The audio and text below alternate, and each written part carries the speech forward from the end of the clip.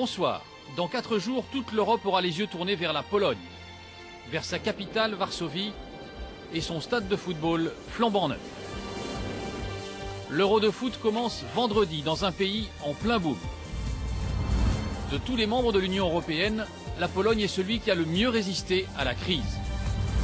Pas de récession, un taux de croissance qui fait rêver 4,3% l'année dernière. Jamais les Polonais n'ont été aussi riches et ils ont bien l'intention de ne pas s'arrêter là. Nous vous proposons de partir à la rencontre des acteurs, mais aussi des héros de ce véritable miracle. La Pologne est en chantier permanent. Les infrastructures s'améliorent, les PME sont dynamiques, les investisseurs étrangers nombreux. La bonne santé de l'économie polonaise fait plaisir à voir. Depuis la chute du communisme, les salaires des Polonais ont doublé. Il y a une époque où les Polonais quittaient leur pays pour travailler à l'étranger. Mais tout a changé. Depuis son entrée dans l'Union européenne, l'agriculture polonaise vit une révolution. L'argent de l'Europe a permis la modernisation des installations. Devenir fermier est devenu tendance. Les petits paysans disparaissent au profit des grandes exploitations. Mais si l'Ouest agricole est en plein boom économique, l'Est n'a pas encore décollé. Oubliez Londres, Paris, Berlin. La Pologne est la nouvelle destination clubbing branchée. Un véritable paradis pour fêtards avec ses clubs et ses ambiances électriques. Photos, peinture, mode, graphisme, théâtre, la Pologne est en train de se construire une nouvelle identité entre héritage culturel et modernité. Tu rencontres des gens de différents business, gérants de grandes boîtes, sportifs, maisons de disques, mannequins, etc. Voilà quoi, et t'as tout le temps un business à faire. Au pays de Jean-Paul II, l'Église a pris une place démesurée. Elle a obtenu de l'État des privilèges pour son aide dans la chute du communisme. Catéchisme dans les écoles, présence de prêtres à chaque cérémonie publique, empire audiovisuel bien immobilier. Mais avec la nouvelle société, les anticléricaux sont de plus en plus nombreux. Nous sommes pour la séparation de l'Église et de l'État. La Pologne d'aujourd'hui veut se souvenir de ses racines. Et les Polonais n'oublient pas que pendant des siècles, leur pays a été une terre d'asile pour les Juifs d'Europe.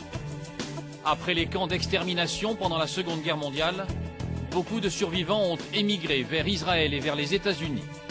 Aujourd'hui, les Juifs de Pologne reviennent sur la terre de leurs ancêtres. Alors, l'avenir en Europe se trouve-t-il à l'Est? La revanche du plombier polonais, c'est le 37e numéro d'Un œil sur la planète.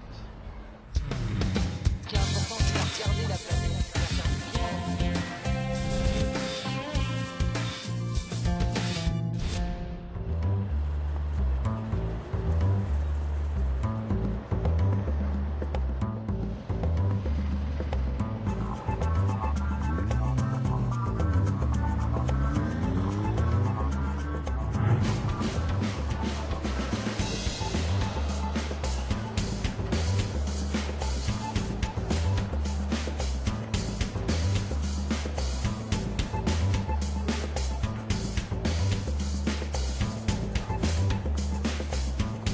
L'endroit où nous commençons cette émission, c'est le parfait symbole de la Pologne d'aujourd'hui. Un centre commercial ultra moderne et surtout ouvert 7 jours sur 7 dans un pays qui ne s'arrête jamais. Depuis la fin du communisme, il y a 20 ans, pas une année sans croissance économique pour la Pologne où le revenu des habitants a été multiplié par 2. Alors, au moment où l'Europe va mal, nous avons voulu essayer de comprendre quelles étaient les recettes de ce miracle polonais. Le reportage est signé Krzysztof Talczewski et Jérôme Tourny.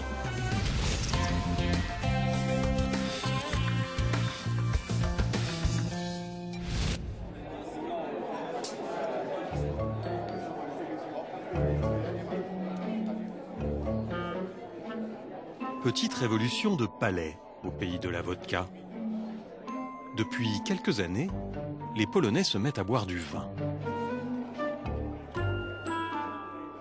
Aujourd'hui, des producteurs français sont venus proposer leur nectar à des importateurs polonais.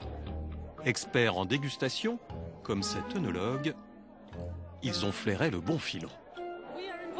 Nous sommes en Pologne. Les buveurs de vodka sont toujours là. Ils étaient là hier, ils seront là demain. Mais les jeunes commencent à boire du vin pour accompagner la nourriture, dans les dîners au restaurant. Le vin est de plus en plus populaire. Le vin, un nouveau breuvage très tendance. Un élixir venu de l'Ouest, révélateur de la prospérité apparue après la chute du communisme.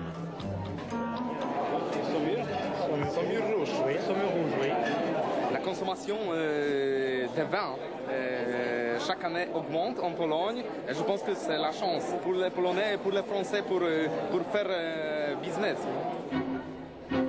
Avec le capitalisme, de nouvelles habitudes de consommation ont émergé.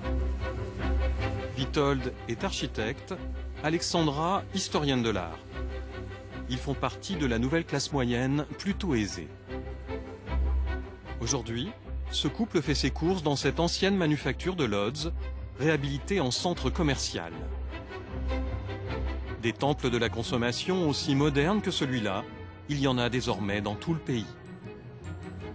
Une métamorphose surprenante et rapide. En 20 ans, les Polonais sont passés des marchés populaires un peu ternes, où l'on ne trouvait que des babioles et du bas de gamme, aux grandes galeries marchandes, ouvertes 7 jours sur 7, même le dimanche dans la très catholique Pologne. Dans cette nouvelle société de consommation foisonnante, ce couple de trentenaires finit toujours par trouver chaussure à son pied. Ça vient d'où ça? C'est une marque canadienne, produite dans plusieurs villes de Chine. Les gens commencent à s'habiller de manière plus sympa, les couleurs ont fait leur apparition. Nous ne sommes plus dans le gris ou dans le beige. C'est de plus en plus osé. Les gens préfèrent les chaussures très flashy, avec des talons hauts, des plateformes. C'est de la folie. La petite folie de Witold et Alexandra, la voici. C'est leur maison, à 10 minutes du centre commercial. Ils l'ont fait construire dans cette zone résidentielle où vivent des cadres supérieurs et des chefs d'entreprise. Ici, il y a 4 ans, il n'y avait que des champs. À l'intérieur, c'est un petit nid douillet, 104 mètres carrés de confort et de design. Là, à côté de l'entrée, c'est mon espace de travail. Mon bureau. Une maison à 250 000 €. La chambre. Ils ont mis 3 ans à se l'offrir, là où sous le communisme, il fallait attendre 20 ans pour un logement. Dans une économie en plein boom, il n'y a plus de problème de financement.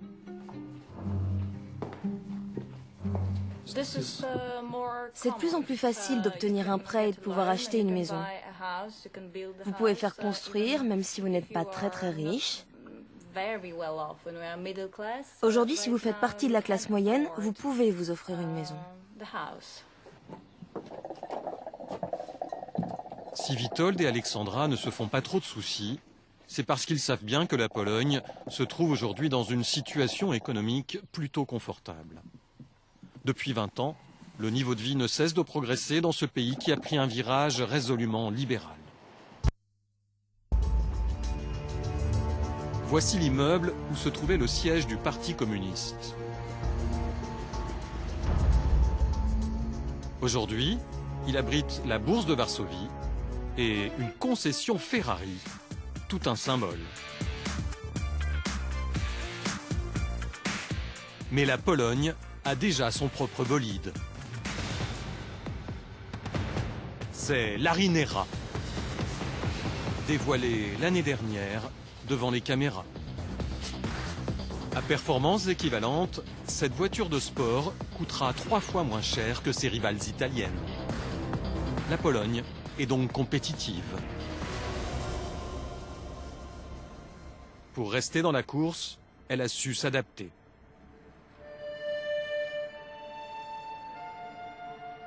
À Gdańsk, dans la ville des chantiers navals et de Solidarnosc, la vieille industrie périclite, mais elle renaît un peu plus loin sous une autre forme. À quelques kilomètres des chantiers navals, de nouvelles start-up prennent la relève, comme celle-ci créée par Piotr et Wojciech.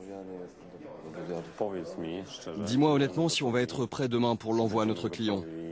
Il lui faut une 150 watts, une 250 et une télécommande. Un jour, il y a environ 3 ans, on a eu l'idée de trouver une nouvelle solution à quelque chose qui n'avait pas bougé depuis 30 ans. Il y a 3 ans, ils ont eu une idée lumineuse.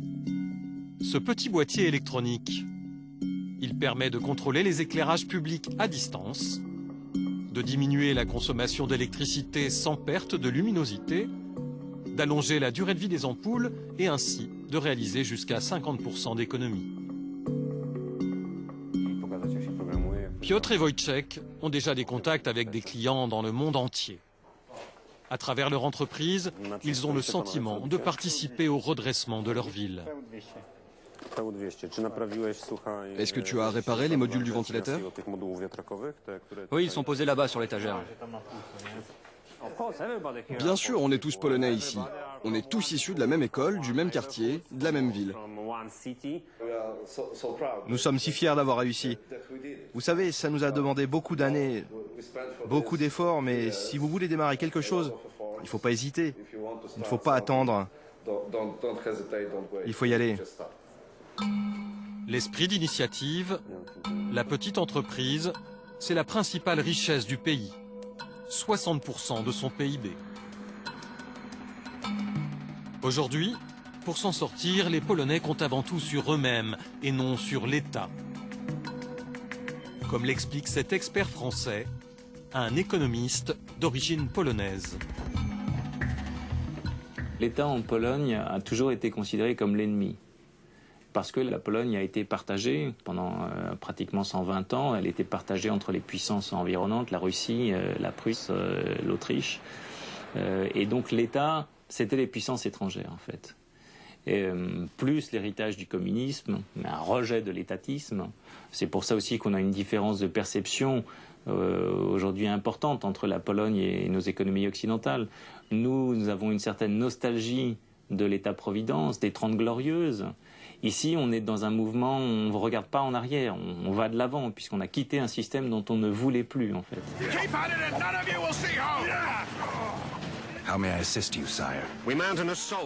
Le succès de la Pologne commence à déborder au-delà de ses frontières. Les entreprises nationales exportent, comme ce studio de création de jeux vidéo. Il se bat dans la cour des grands et collectionne les récompenses internationales.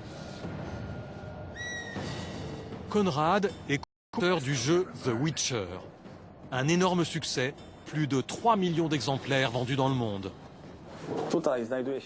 Ici, c'est la salle des tests. Les personnes que vous voyez là sont chargées de surveiller la qualité du jeu. Elles vérifient tous les éléments et signalent les éventuelles erreurs qu'elles détectent. Ce studio de création, fondé en 2009, a connu une ascension foudroyante. Aujourd'hui, il emploie 120 personnes. Il est même coté en bourse. Elle, c'est Monika. Elle est chargée de la partie artistique. Et en ce moment, elle crée les dessins qui servent de base au modèle 3D. Et on peut voir sur quoi elle travaille en ce moment? Non, vaut mieux pas. C'est un nouveau projet. C'est confidentiel? Ouais, c'est confidentiel, allez, venez. Confidentiel, les personnages de la prochaine version de The Witcher. Car depuis que la société est cotée en bourse, ses employés comme Konrad risquent gros. 250 000 € d'amende au moindre faux pas. Ici, on a adopté les mêmes règles que dans les startups américaines. La Pologne est en train de démontrer qu'elle trouve sa place dans l'économie mondiale. Et il y a une époque où les Polonais quittaient leur pays pour travailler à l'étranger. Mais tout a changé.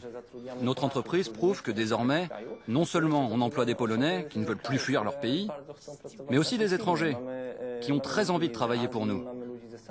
On a des Asiatiques, des Américains et des Européens, à qui la Pologne plaît.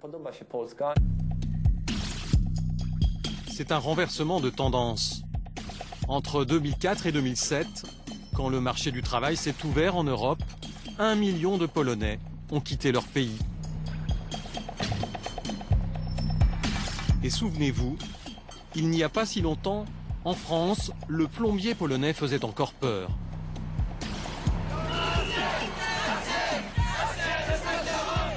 C'était en 2005, suite à l'adoption de la célèbre directive Bolkestein. Certains craignaient que les Polonais ne viennent tondre la laine sur le dos des Français. Ce fameux plombier polonais, nous l'avons retrouvé sur un chantier de travaux publics. Vous savez que les Français ont peur du plombier polonais? Il n'y a pas de quoi avoir peur. Vous savez, il y a de moins en moins de gens qui partent. Actuellement, il y a du travail ici. Même celui qui a deux mains gauches, s'il veut travailler, il trouve un emploi en Pologne.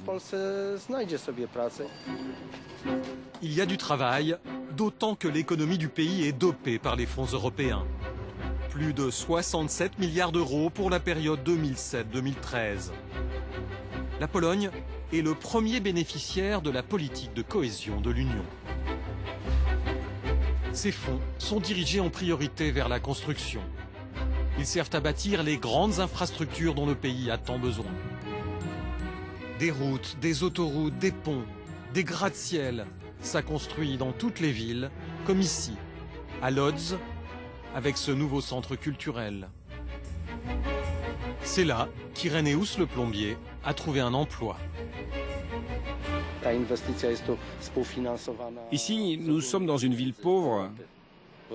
Et ce centre culturel, où il va y avoir une école de cinéma, eh bien, il n'aurait jamais pu voir le jour sans les fonds européens. C'est grâce à eux qu'on a du travail. Les fonds européens, mais aussi le dynamisme de ses entrepreneurs. Depuis 20 ans, la Pologne connaît une croissance ininterrompue. En 2011, elle était encore de 4,3%, un chiffre que la France n'a pas connu depuis un quart de siècle. Il faut dire que les Polonais sont animés par le farouche désir de reconstruire leur pays. André Walczak a profité de l'envolée du bâtiment. Parti de rien, il a construit en 20 ans un géant, Atlas. Aujourd'hui, ce chef d'entreprise qui se déplace en hélicoptère figure parmi les 100 Polonais les plus riches. Sa fortune, estimée à plus de 123 millions d'euros, il la doit aux mortiers utilisés pour la construction. André est 2 fois plus riche qu'il y a 10 ans. Mais vous ne craignez pas un ralentissement de la croissance? Vous savez, quand tous les jours, je lis dans les journaux qu'on aura besoin d'encore 20 ans pour vous rattraper, alors pour moi la réponse est là. On ne va pas laisser passer ces 20 années. On a besoin de produire plus, de développer notre activité. Pour l'instant, on est encore au 2e plan. Alors on est motivé. On veut être meilleur qu'on ne l'a été dans notre récente histoire. Ces 20 ans, la Pologne en a besoin. Nous, on veut toujours courir, courir. Cette Pologne qui court se veut exemplaire. Sa dette publique est plafonnée à 60% de son PIB, une obligation inscrite dans sa constitution. Aujourd'hui, le montant de la dette, tout le monde peut le voir sur ce panneau au cœur de Varsovie. La Pologne joue la transparence sur ses comptes publics. Des mesures qui rassurent. Elle est le 6e pays au monde à attirer le plus d'investissements étrangers. Largement en tête, les entreprises allemandes, devant les françaises. Mais désormais, le monde entier délocalise en Pologne, même les Asiatiques comme le Coréen Samsung. Ici, ils fabriquent de l'électroménager, des machines à laver et des réfrigérateurs dans cette usine inaugurée en 2010. Un marché du travail flexible, des ouvriers à 40 heures par semaine, un salaire minimum 3 fois plus bas qu'en France. La Pologne ne manque pas d'arguments. Alors, au siège de Samsung Pologne, le responsable des relations extérieures est fier de nous montrer ce qui est produit dans son pays. Ça, c'est l'un des réfrigérateurs produits en Pologne. Et il est exporté dans toute l'Europe. En France, en Espagne, au Portugal, dans les pays nordiques, en Lituanie, en Estonie, etc. Car la Pologne est une plaque tournante idéalement située sur la carte. Si vous produisez des équipements ici, vous pouvez les livrer très rapidement, dans toute l'Europe, sous 48 heures. L'autre avantage, c'est que la Pologne a des personnels très qualifiés et bien formés. D'ailleurs, Samsung travaille main dans la main avec l'Université de technologie de Varsovie. Il l'équipe en ordinateur et en écran, subventionne plusieurs programmes de recherche et fait même sa pub dans les couloirs de l'université. Et ce n'est pas tout. Voici l'amphithéâtre.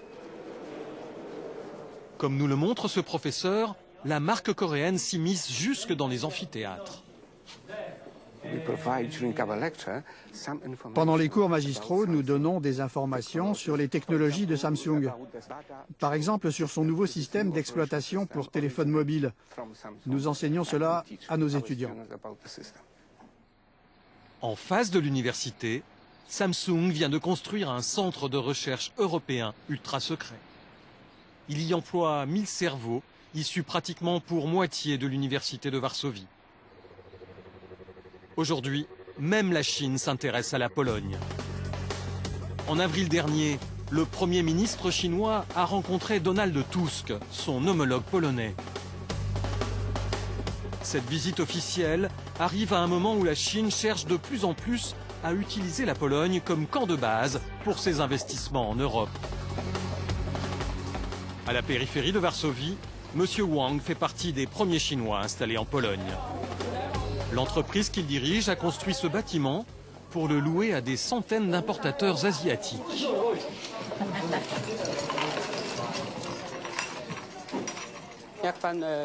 Comme vous pouvez le voir, nous sommes à l'étage des chaussures. Le long de cette allée, vous avez des grossistes qui importent directement des produits de Chine. En tout, on a 1000 entreprises clientes spécialisées dans l'import. Autrefois, elles ne faisaient que de la chaussure et du textile. Maintenant, elles font aussi de la high-tech et de l'électronique. Comme vous le voyez, la prochaine génération est déjà là.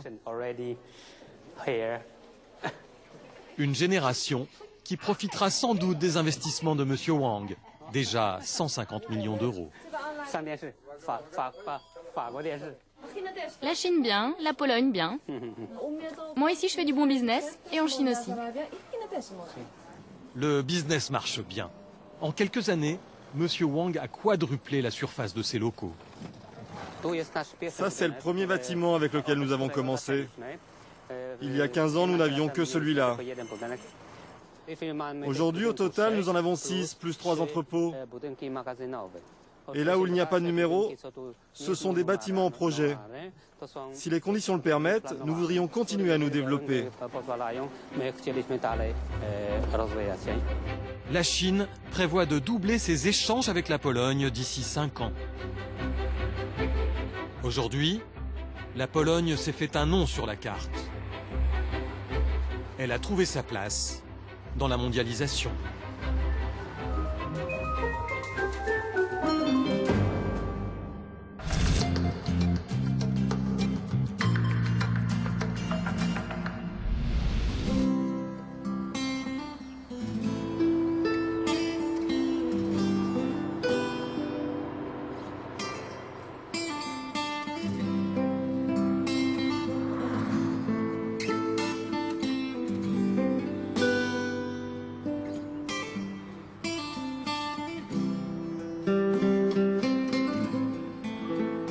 Tout le pays se transforme à marche forcée. C'est vrai dans les villes, on vient de le voir, c'est aussi vrai ici, à la campagne. En Pologne, un quart de la population travaille encore dans les champs, c'est 8 fois plus qu'en France. Mais le paysan polonais d'aujourd'hui n'a plus grand-chose à voir avec celui d'hier. L'Europe, sa politique agricole commune et ses subventions sont passées par là. Reportage Michael Stanke et Julien Alric.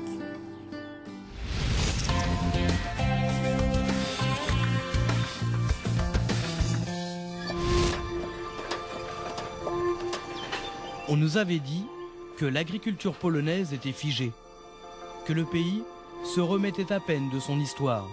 On nous avait dit aussi que le communisme avait brisé l'élan productif des paysans. Pourtant, 8 ans après son adhésion à l'Union européenne, la Pologne vit sa révolution agricole.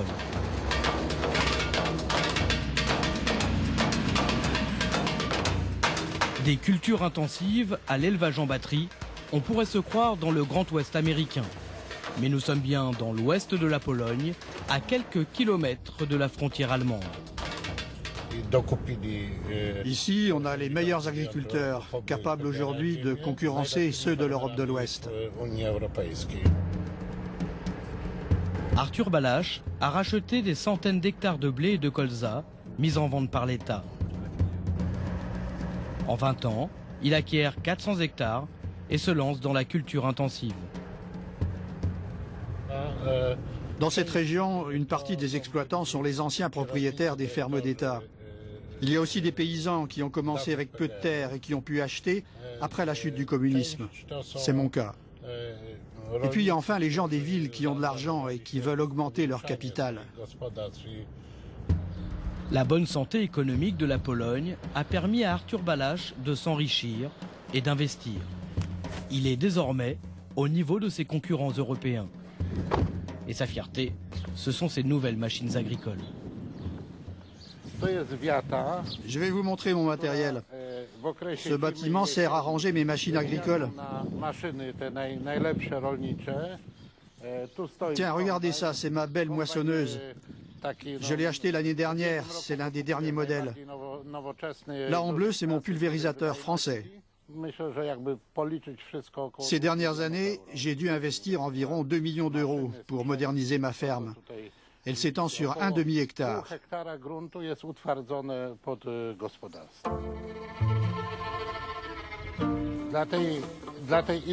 Je fais pousser ce blé en culture intensive. Cette technologie permet à mon blé d'être toujours en bonne santé et surtout d'éviter qu'il ne se couche. Donc qu'il pleuve ou non, vous voyez, il reste droit.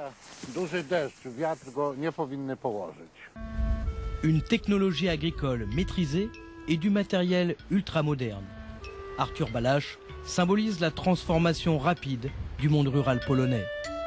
Et ce n'était pas gagné pour les 5 millions d'agriculteurs du pays.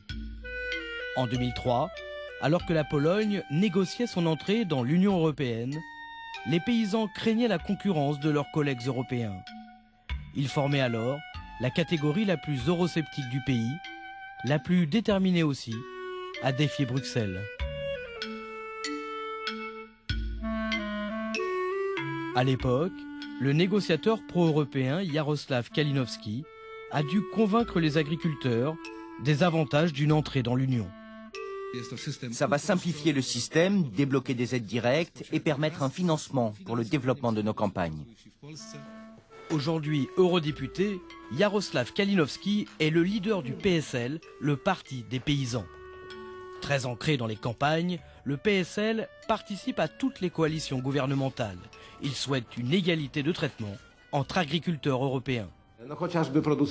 Aujourd'hui, je suis satisfait de la confiance que les agriculteurs ont dans l'Union européenne, même s'ils ont des raisons de se plaindre. Les agriculteurs polonais perçoivent une subvention d'à peine 200 € par hectare, alors que leurs collègues belges, français, danois ou hollandais, eux, perçoivent 400 € par hectare. Les coûts de production sont pourtant les mêmes aujourd'hui et les prix d'achat de leur matériel aussi. Les prix des terres ont flambé en Pologne. À la chute du communisme en 1989, les fermes d'État ont été vendues pour une bouchée de pain, 300 € l'hectare. Aujourd'hui, les prix peuvent atteindre 15 000 € l'hectare, autant qu'en France.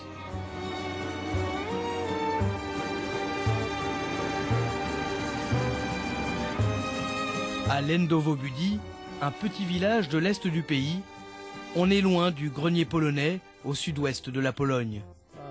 Mais même ici, les changements sont visibles. Kazimierz a déjà gagné son pari. Reprendre l'exploitation laitière de son père et la moderniser. Il espère la transmettre à Grzegorz, son fils de 23 ans. Ses 150 vaches, Kazimierz les bichonne. Elle lui donne 2500 litres de lait par jour. Pas de quoi effrayer la concurrence étrangère. Mais Kazimierz compte bien rattraper son retard. Et c'est déjà bien parti. On vend notre lait à un grossiste. On le retrouve partout en Pologne. Et il commence même à l'exporter en Europe et aux États-Unis. Si la vache ne donne pas du bon lait, hop, à l'abattoir. On ne peut pas se permettre d'avoir un lait de mauvaise qualité.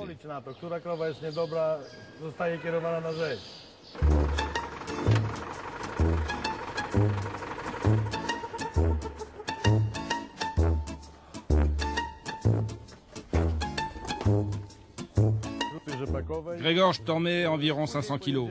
Après, t'ajouteras le produit, il en faut 2 litres par vache. Et t'oublieras pas les vitamines. L'entrée de la Pologne dans l'Union européenne a permis à Kazimierz d'améliorer son quotidien. Comme tous les agriculteurs polonais, il touche de Bruxelles 176 € par hectare, ainsi qu'une aide à la modernisation. Il est devenu un europhile convaincu. Comme vous le voyez, je touche une aide de l'Union européenne pour le développement de ma ferme. Je demande chaque année une aide supplémentaire pour l'investissement dans mes machines. Cette année, l'Europe a payé la moitié de ma facture sur les tracteurs. C'est grâce à cela que j'ai pu maintenir ma ferme à un très haut niveau. Quand il y a des possibilités, il faut sauter sur l'occasion. Sans l'Europe, il m'aurait fallu encore 10 ans pour arriver à ce niveau. Mais Kazimierz est un besogneux. Grâce aux subventions de la politique agricole commune, la traite de ses vaches lui rapporte aujourd'hui 400 000 € par an. Son niveau de vie n'a plus rien à envier à un citadin. Il peut envisager l'avenir et celui de sa famille sereinement.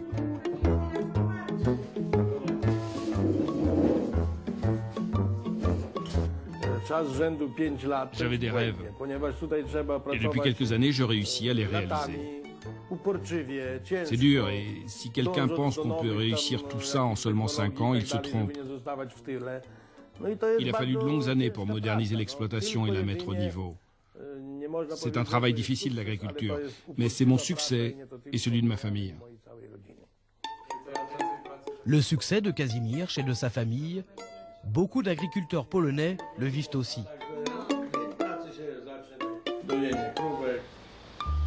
Il faut dire que depuis 20 ans, les exploitants agricoles bénéficient toujours d'une protection de l'État.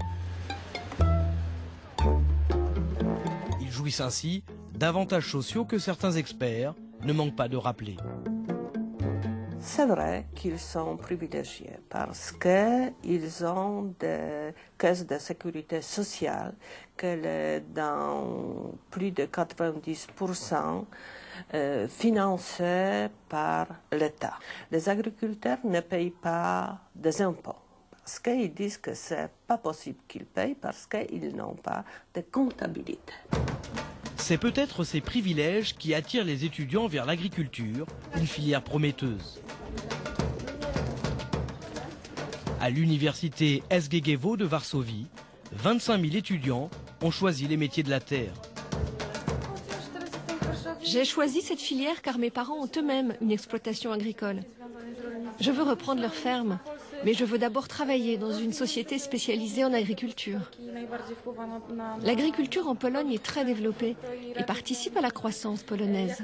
C'est l'un des secteurs clés de notre économie. Ici, on apprend les dernières technologies de l'agriculture avec du matériel de pointe. Et les étudiants le savent, l'agriculture polonaise a encore une belle marge de progression. Sa production de 15 milliards d'euros est encore 10 fois moins élevée que celle de la France. Je trouve que l'agriculture polonaise a un gros potentiel. Et on peut bien l'utiliser, mais il faut que les agriculteurs approfondissent leurs connaissances. Il faut innover pour améliorer nos exploitations. Si la filière agricole a su convaincre une génération d'étudiants polonais, les investisseurs étrangers veulent eux aussi goûter aux terres fertiles de la Pologne. Hubert Bricou a quitté sa Picardie natale pour le Grand Ouest polonais. Il dirige une vingtaine d'ouvriers agricoles, tous issus des anciennes fermes d'État. Jutro robisz obornik na cienetnik, trzeba skończyć ten kopel na zewnątrz najpierw, tak? Szymon i co mówiliśmy? Szymon plus Marian, Renek i Janusz. On a fait beaucoup de changements Ça plaisait pas tout le monde. Et puis maintenant, ils sont habitués. C'est plus dur de donner des ordres à des gens qui ont, depuis 30 ans, fait comme ça. Et... Donc la première année, c'était assez dur. Et en quelques années, l'exploitation d'Hubert n'a pas cessé de croître. Son chiffre d'affaires s'élève aujourd'hui à 3 millions d'euros. J'ai pas mal de photos un peu à droite à gauche. Ça, c'est quand on a commencé au départ. Quoi. Donc, les vieux tracteurs polonais. Quoi. Qui aurait pensé qu'un agriculteur français ferait fortune dans le Grand Ouest polonais en se spécialisant dans la betterave et le maïs?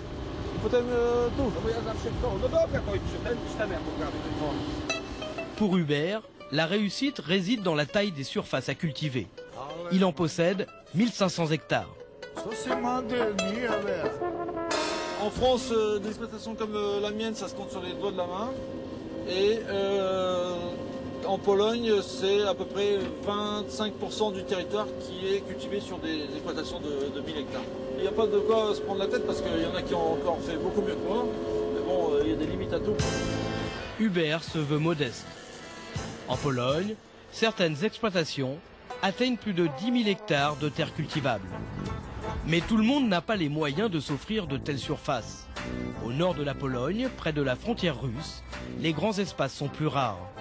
Il faut donc faire preuve d'ingéniosité pour développer son activité. À 28 ans, Pavel est le lauréat d'un concours national intitulé Agriculture et Innovation. Il y avait beaucoup de voisins ici qui venaient acheter leur lait chez moi à la ferme. Et quand ils venaient, ils prenaient 4 ou 5 litres chaque jour. Je me suis dit comment faire pour améliorer son rendement. J'ai d'abord pensé à faire des paniers avec des œufs, du lait et des pommes de terre en les vendant sur Internet. Mais ça aurait fait beaucoup trop de travail. J'ai alors cherché une autre solution. Je suis rentré en contact avec une société qui fabrique et importe des distributeurs de lait. 1 an plus tard, les premières machines étaient là. Voici donc la fameuse machine dont Pavel a tant rêvé. Une machine à distribuer du lait, celui que produit ce jeune éleveur.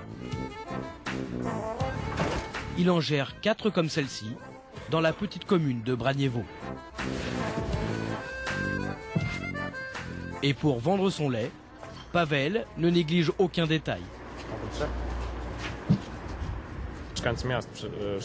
Les habitants de la ville peuvent venir acheter du lait frais entier et non stérilisé, venu tout droit de chez moi. Et donc ils peuvent le transformer eux-mêmes en crème fraîche ou en yaourt.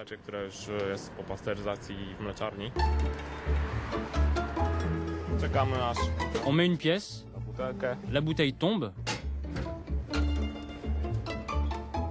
je la place ici et la bouteille se remplit.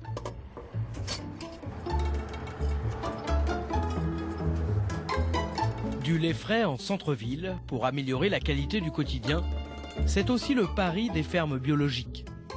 En Pologne, 20 000 agriculteurs consacrent désormais leur production à la nourriture bio. Ces jeunes enfants suivent une initiation dans une ferme écologique.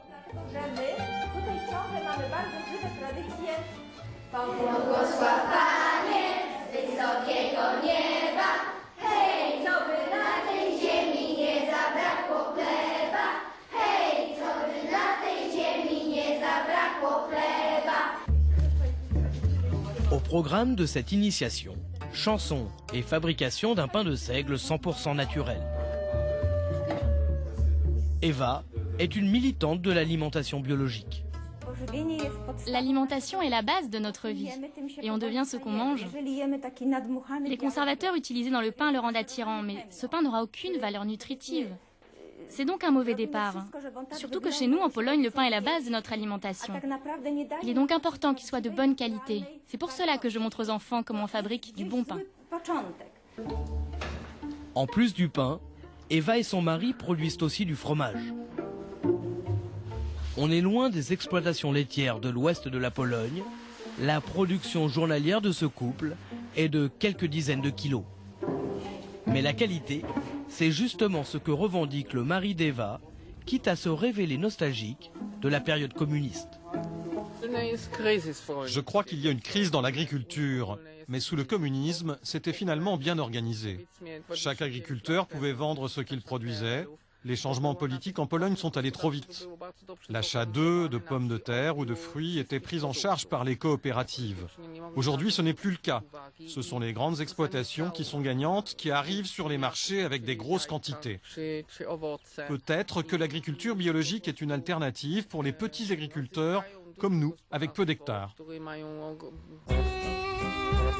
Si l'agriculture biologique est devenue une nouvelle tendance en Pologne, c'est que la demande commence elle aussi à voir le jour. On ne compte pas moins de 5 marchés bio à Varsovie. J'aime acheter beaucoup de choses ici. Je viens depuis 1 an et demi, les produits sont bons, la charcuterie est sans conservateur et pauvre en sel. Rien n'est modifié. Je préfère acheter 1 kilo de jambon ici que 5 kilos ailleurs dans un supermarché. Ça change en Pologne. On revient aux valeurs de nos parents quand il n'y avait pas de conservateur, quand tout était fiable. Après 20 ans d'ouverture à l'économie de marché, la Pologne a déjà réalisé sa révolution agricole. Son objectif est d'augmenter sa compétitivité et la qualité de ses produits. La Pologne est désormais un concurrent sérieux pour les grands pays européens.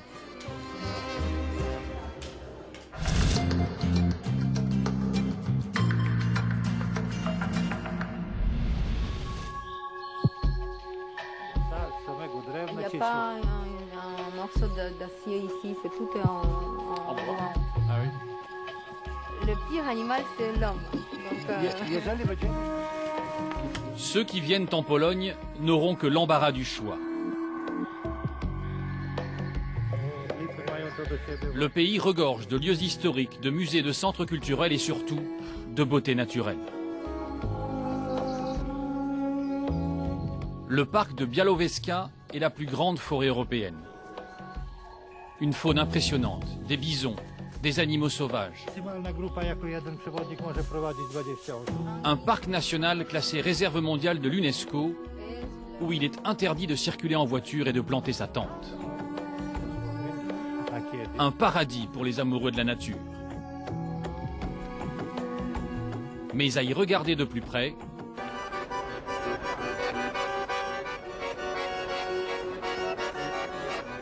on se rend compte qu'en à peine 20 ans, la Pologne s'est complètement réinventée. Varsovie, une fin d'après-midi de printemps. La ville dégage une bonne humeur, une insouciance et une énergie que l'on partage bien volontiers.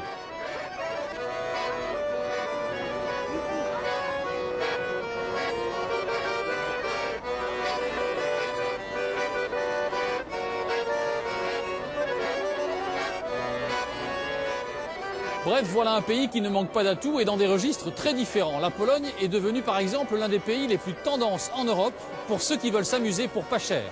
Cette planète-là porte un nom, Polywood. Alors bienvenue à Polywood. Le reportage est signé Olivia Gesbert et Arnaud Levert.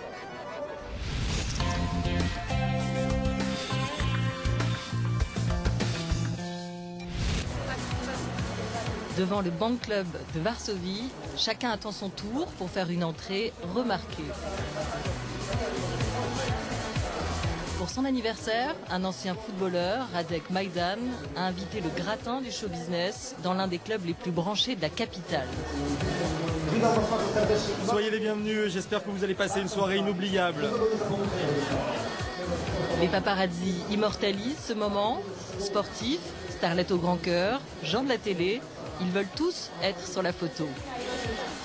Bienvenue à Polywood.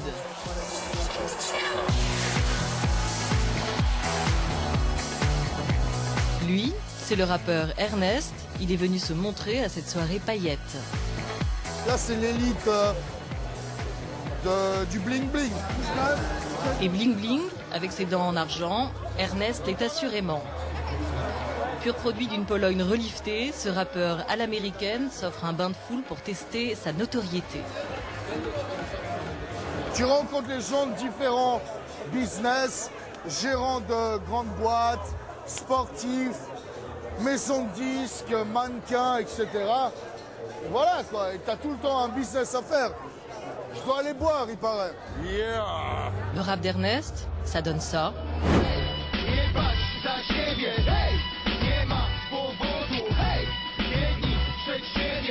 Du rap commercial pour divertir à base d'humour, de yo et de bimbo. Mais le hip-hop en Pologne, c'est aussi la culture des quartiers avec Molesta et MC Silk, le rappeur le plus rapide du monde. Lendemain de fête difficile, dans son studio d'enregistrement, Ernest peaufine ses nouvelles chansons avec ses producteurs. Alléluia. Console, canapé en cuir et pour le cliché, des piranhas dans l'aquarium. Tu mets le doigt, plus doigt. Ah, plus doigt. En duo avec une idole de la radio, il enregistre le refrain de son futur tube sur la drague vue du ciel par deux Superman super macho. Salut Super Mikey, tu vois cette fille au nord? Oui, elle me regarde. Et celle-là au sud? Je me la suis déjà faite. Quand il s'agit de la Pologne, ce partisan de l'autodérision ne plaisante plus. Né en Suisse, d'une mère polonaise, Ernest ne regrette pas d'être revenu s'installer là. Quand j'habitais en Suisse, je venais ici. Mes amis me disaient, mais en Pologne, il y a des charrettes ou je sais pas, il y a quelque chose. Non, pour moi, c'est branché. Il paraît qu'il y a un mois de cela, tu avais Bill Gates qui se trimballait. Là, j'ai glandé il y a 2 semaines de cela avec Mike Tyson. Donc, il y a plein de monde qui vient de la musique aussi. Aujourd'hui, la Pologne attire des stars du monde entier, mais aussi des Polonaises expatriées, comme Magda, qui prend la pause. Des lectrices de glamour viennent de la consacrer femme polonaise de l'année. Une vie entre Los Angeles et Varsovie, cette top modèle, maman et maintenant chanteuse, a su tirer profit de cette double culture. Je pense que les gens en Pologne sont encore traditionnels. Ils apprécient ce qui valorise ce qui est traditionnel, comme la famille et les enfants. Mais ils aiment aussi ceux qui font une carrière. C'est très important de garder ces deux choses, d'avoir une carrière et en même temps d'être fidèle à des valeurs traditionnelles. Pour réussir en Pologne, il faut donc savoir conjuguer l'ouverture au monde avec un certain état d'esprit polonais. C'est le pari réussi d'Ania Kuchinska.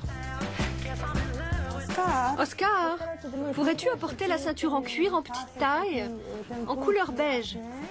Entre deux essayages, la créatrice fétiche et fashionista ajuste sa nouvelle collection.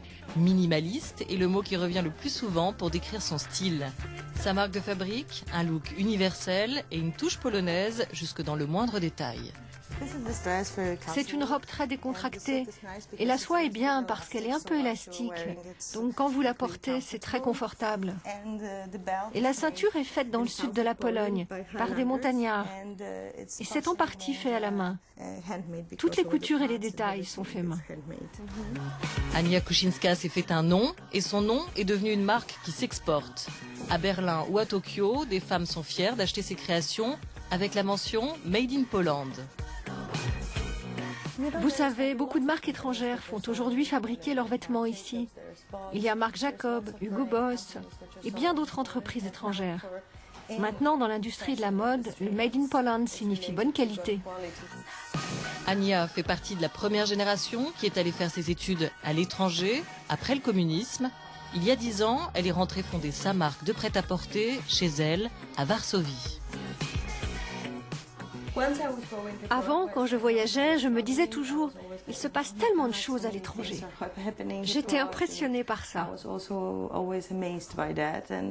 Maintenant, j'ai souvent un sentiment différent quand je retourne à Milan ou à Paris.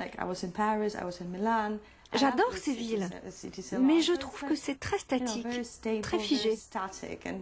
Et quand je reviens ici, oui, les rues ne sont pas très jolies à cause de la guerre, à cause de plein d'autres choses.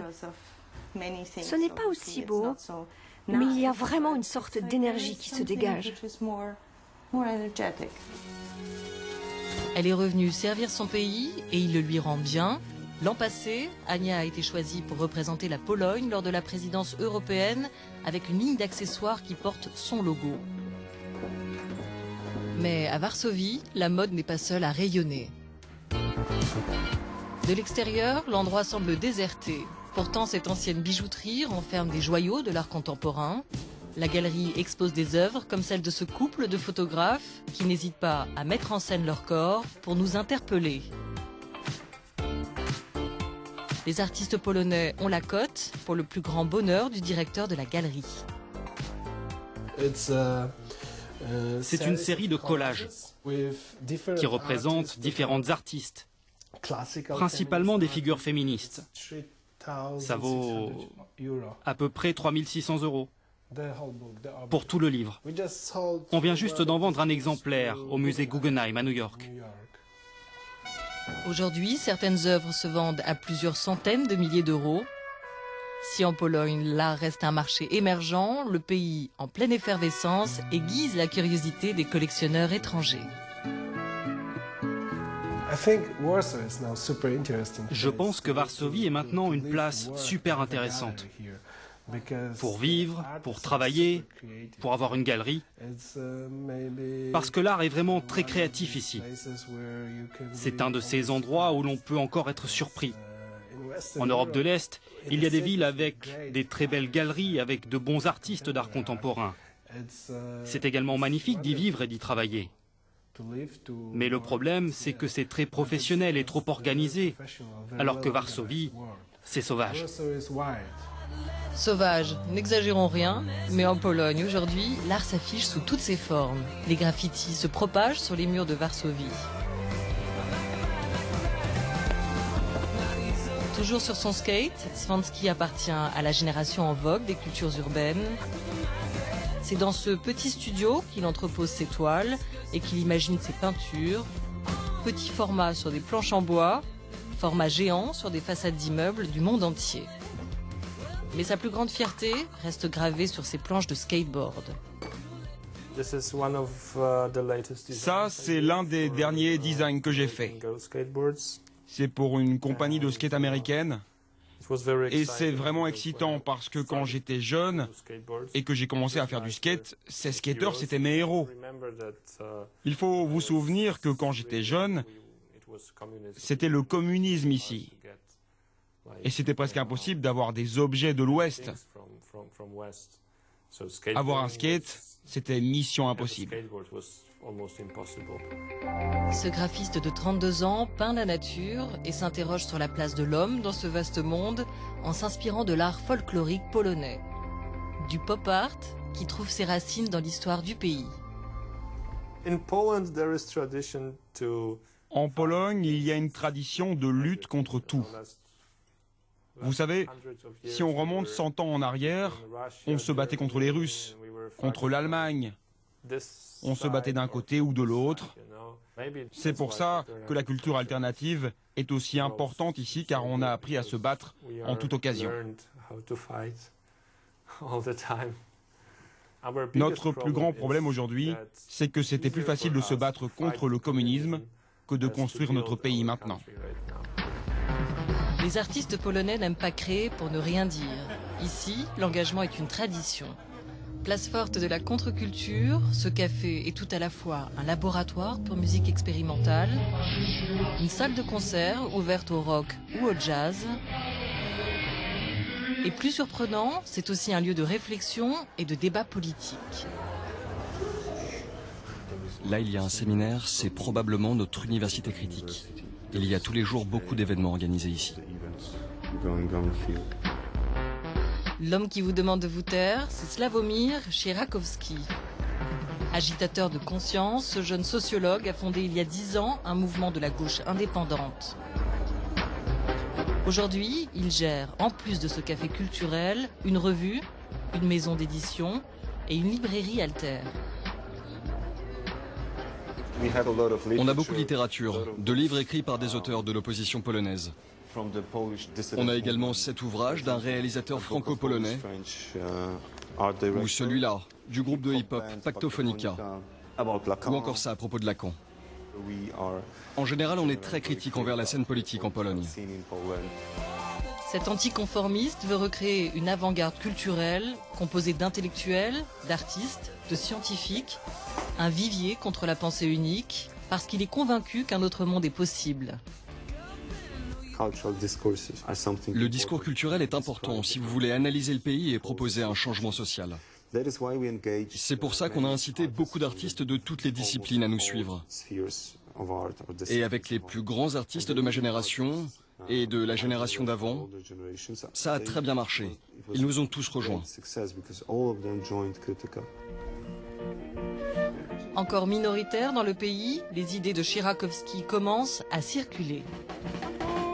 Dans le hangar d'une usine désaffectée, reconvertie le temps d'un week-end en temple du vintage, les mordus de la fripe se sont donné rendez-vous pour chiner en famille. Pour ces visiteurs, un seul mot d'ordre, acheter local.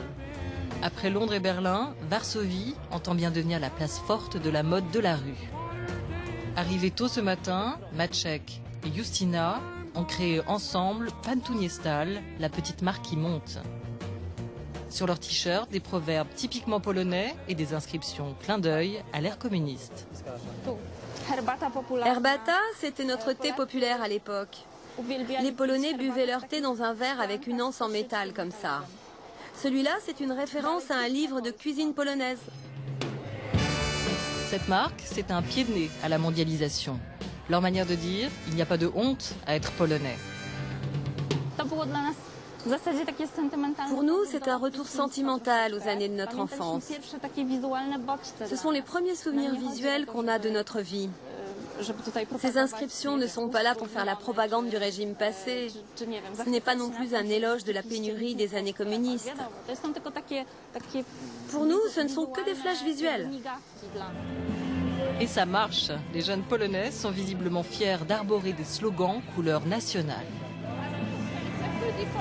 Ça, c'est un cadeau pour mon frère. Un sweatshirt avec le nom du premier roi de Pologne. Ça, c'est polonais. C'est à nous. À l'heure où tout vient des États-Unis ou de Chine, je trouve que porter quelque chose qui vient de Pologne, c'est vraiment une bonne chose. C'est original. Si la Pologne assume son passé, elle n'en est pas moins tournée vers l'avenir. Dans un décor réel de Varsovie se tourne un épisode de la série télé la plus populaire du moment. Caméra. Plus belle la vie. Action. C'est le credo de ce feuilleton regardé par 8 millions de téléspectateurs, plus d'1/5 de la population. Avec la sulfureuse Anna Mura dans le rôle de Magda, une trentenaire moderne et amoureuse. L'amour est très important en Pologne. C'est même la chose la plus importante ici. C'est tout ce qu'on a. Oh, l'amour et le business. J'ai oublié de parler de l'argent. Le succès de cette série tient en une lettre, M, jak miłość, A comme amour en français, une histoire de famille et d'amitié. La série parle de la Pologne des campagnes et de celle des villes et traite des problèmes du quotidien. Elle reflète aussi les aspirations d'une société en plein changement qui veut croquer la vie à pleines dents. À l'image d'Anna Mura, à laquelle toute une frange de la jeunesse polonaise s'identifie. Les gens âgés et ceux qui sont plus vieux que moi pensent davantage au passé et à l'histoire. Pour les gens de mon âge, ceux de ma génération et les plus jeunes, ce qui est important, c'est le futur. On est plus tourné vers l'avenir. On s'intéresse plus à ce qui se passe dans nos vies. Et pas à la politique, pas à ce sujet ennuyeux. Si le pays va de l'avant, il doit encore se libérer d'un dernier tabou. Sur les planches du théâtre Buffo se joue actuellement un spectacle audacieux. Un dernier échauffement avant d'entrer en scène. Avec un humour pince sans rire, Rafał Rutkowski a décidé de provoquer la Pologne pudibonde. Je pense que pour les gens en Pologne, c'est polémique. Et j'en suis ravi. Voilà. Car le comédien veut changer les mentalités et faire évoluer les relations hommes-femmes. Sous une apparente légèreté, Rafał appelle les Polonais à relire leur histoire sous un jour meilleur et à rechercher ce qu'il y a de bon dans leur tradition. Un Français, il dit quoi? La France est belle. Et un Espagnol, qu'est-ce qu'il dit? L'Espagne enflamme mes sens, allez!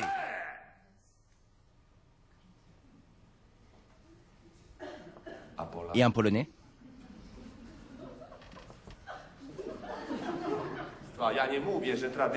Je ne dis pas que l'histoire c'est mal, mais commençons par chercher le côté positif de nos traditions. L'humoriste a décidé de faire l'éducation sexuelle de ses compatriotes, sans vulgarité, mais en appelant un chat un chat. Je pense qu'on a un problème en Pologne. Pour parler de sexe, pour en discuter, pour nommer les choses avec précision, vous voyez? Il y a plusieurs raisons à cela. La première, c'est la religion catholique qui est très forte ici. Et c'est aussi à cause de notre culture qui est comme ça. Et pour parvenir à ses fins, il imagine tous les cas de figure, use de tous les artifices, se glisse dans la peau d'une femme et va jusqu'à faire participer le public. Imaginez, ça c'est un vagin, vous voyez? Ça c'est le clitoris. Messieurs, il y a différentes façons de caresser le clitoris, tout dépend de la partenaire. Le pénis entre dans le vagin, le pénis sort. Est-ce que tout le monde a compris? Applaudissez-les tous les deux. Politique, religion, tradition, dans son spectacle, tout y passe. Rutkowski met la Pologne à nu. Un pays avec ses points faibles, mais aussi avec ses atouts. Une Pologne dynamique qui aujourd'hui n'a plus de complexe à avoir.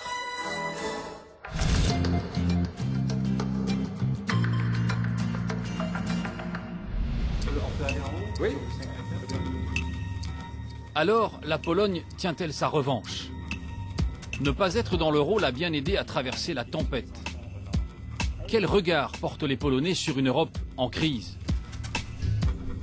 Dans les locaux de l'un des plus grands hebdomadaires du pays, Polityka, nous rencontrons Wawrzyniec Smozyński, 38 ans. Il parle 10 langues étrangères, dont le français. C'est incroyable quand on regarde votre pays à travers nos reportages ou en discutant avec les gens. Il y a une crise économique partout dans le monde, en Europe. Et chez vous, ça va bien. En Pologne, ça va bien. Il est où le miracle? Il y a une explication à ça? C'est notre grand problème comme journaliste parce qu'on doit dire des gens, raconter aux gens la crise économique. Et les gens en Pologne disent qu'il n'y a pas de crise parce qu'on ne la voit pas chez nous. Mais quand les Polonais regardent ce qui se passe en Espagne, ce qui se passe au Portugal, ils se disent quoi finalement, on n'est pas si mal en Pologne? Ils se disent d'abord on n'est pas si mal en Pologne, on rattrape, mais en même temps ils se le disent nous sommes un pays qui a des bonnes années maintenant, mais qui se rappelle des mauvaises années et d'une transformation très dure qu'on a vécue à la fin des années 80 et au début des années 90. C'est-à-dire le passage de l'ère communiste à une société européenne occidentalisée a été très difficile. C'était très difficile, ça a demandé beaucoup de sacrifices. Alors aujourd'hui, quand les Grecs disent les réformes, l'austérité, c'est trop dur pour nous c'est incompréhensible, les Polonais, parce que nous avons vécu une catastrophe économique beaucoup plus grave, une austérité beaucoup plus dramatique. Et on sait que les réformes apportent des fruits, pas immédiatement, mais sur un long terme. Et donc vous ne comprenez pas pourquoi les Grecs ne veulent pas faire suffisamment d'efforts? Je crois qu'il y a moins de compréhension en Pologne que par exemple en France. Mais est-ce que le fait que la Pologne aille bien aujourd'hui, une partie des Polonais le vivent comme une forme de revanche? Non, je ne crois pas. Je crois pas qu'il y a du revanche ou de schadenfreude chez les Polonais là-dessous. Je crois qu'il y a plutôt une certaine fierté qu'on est arrivé en Europe dans le sens économique, que les Européens ont commencé à apprécier le succès polonais, ce qui n'était pas le fait pendant les premières 20 ans de la transformation. Les Allemands, en 89, ont toujours pensé que les Hongrois sont les meilleurs élèves dans l'Europe centrale. Les Hongrois ou les Tchèques. Ils disaient la Pologne, c'est un cas déplorable, un cas de désespoir. Et les Allemands, justement, en 2009, ont découvert la Pologne comme un pays qui sait gérer ses finances publiques et qui a une économie qui croît. Au contraire, par exemple, si on compare avec les Hongrois, où l'économie est en collapse. Et aujourd'hui, il y a une vraie fierté pour les Polonais d'être un pays parmi les autres en Europe et pas un pays qui est loin derrière. Nous avons toujours regardé, c'était un tout petit peu notre problème, c'est qu'on regarde toujours sur les grands et on veut être comme les Allemands ou les Français. Et on ne regarde pas sur les pays de notre poids, qui sont peut-être plus comparables. Mais je crois qu'il y a une certaine fierté qu'on est arrivé, qu'on est abouti dans le développement, qu'on est plus ou moins là où on voudrait être, ou sur le chemin d'y arriver, pour y arriver.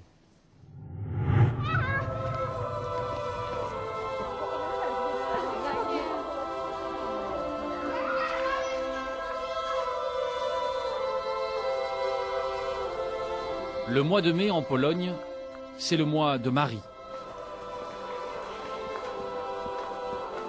C'est le temps des cérémonies de confirmation.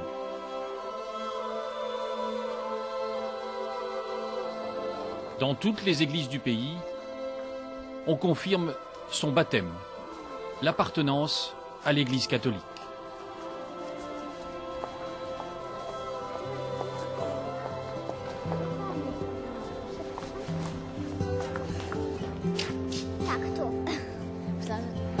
Pour tous ces enfants vêtus de blanc, pour leurs parents, c'est un moment très important.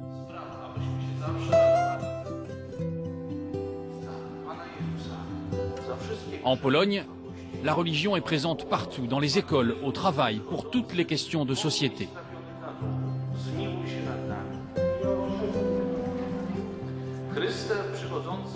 Une présence, une influence encore plus visible depuis la fin du communisme.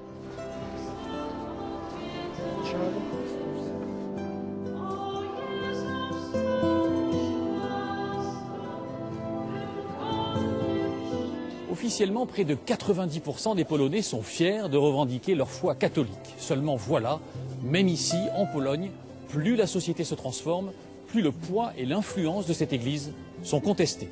Le reportage est signé Jérôme Bonny, Raymond Chaplard et Françoise Ponce.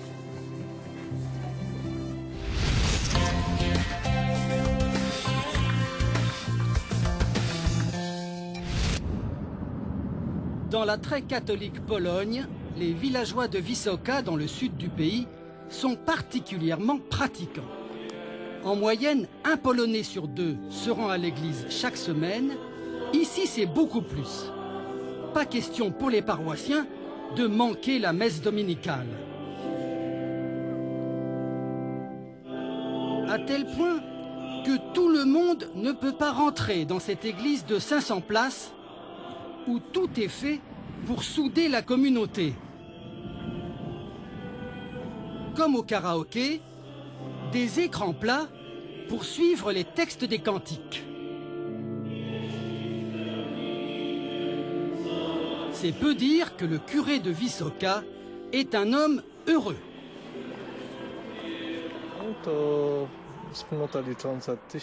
Il y a 1836 habitants. Tous fidèles, tous pratiquants, sauf 5 personnes qui ne viennent pas à la messe. 2 athées et 3 témoins de Jéhovah. Les activités du père Klimara ne se réduisent pas à l'office religieux. Il travaille la main dans la main avec la directrice de l'école publique pour accueillir des enfants l'après-midi, dans ce centre construit en 2010 sur un terrain paroissial. Soyez bénis. Béni soit Jésus-Christ. Qu'est-ce que vous faites alors aujourd'hui? Mon père, pouvez-vous nous aider? Ici, pas de séparation de l'Église et de l'État. Le curé et la maîtresse de l'éducation nationale accueillent ensemble ces enfants, souvent seuls chez eux, pendant que leurs parents travaillent. Ils trouvent au centre une ambiance chaleureuse dont ils ont besoin. Je me sens mieux ici qu'à la maison. À la maison, ça va, mais ici, c'est plus rassurant. Je préfère être ici. Le prêtre polonais est omniprésent dans toutes les activités locales.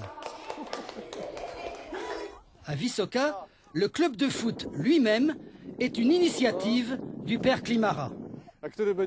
Les 3/4 des joueurs sont aussi des enfants de chœur. Il faut dire qu'il y en a une réserve de 70 sur le territoire de la paroisse.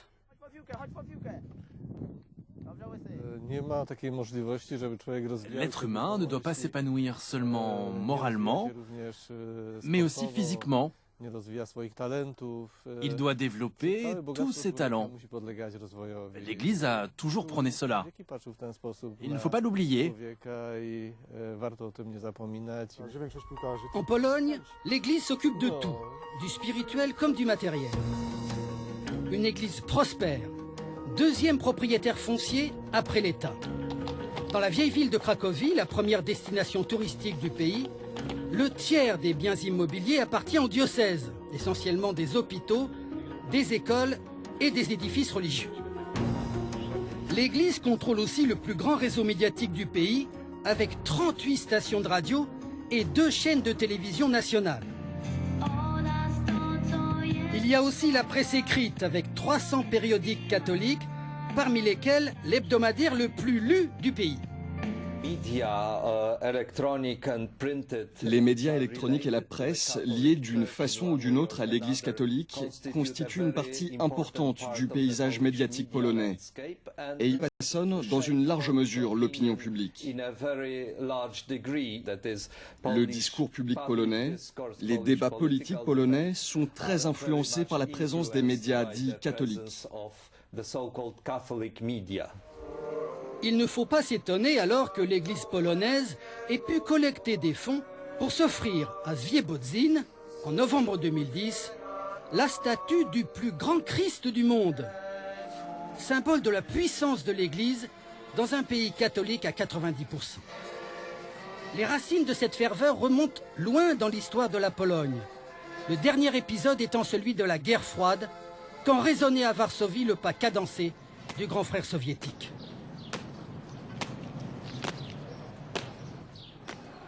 À l'époque, l'Église était le pilier de la résistance au régime communiste.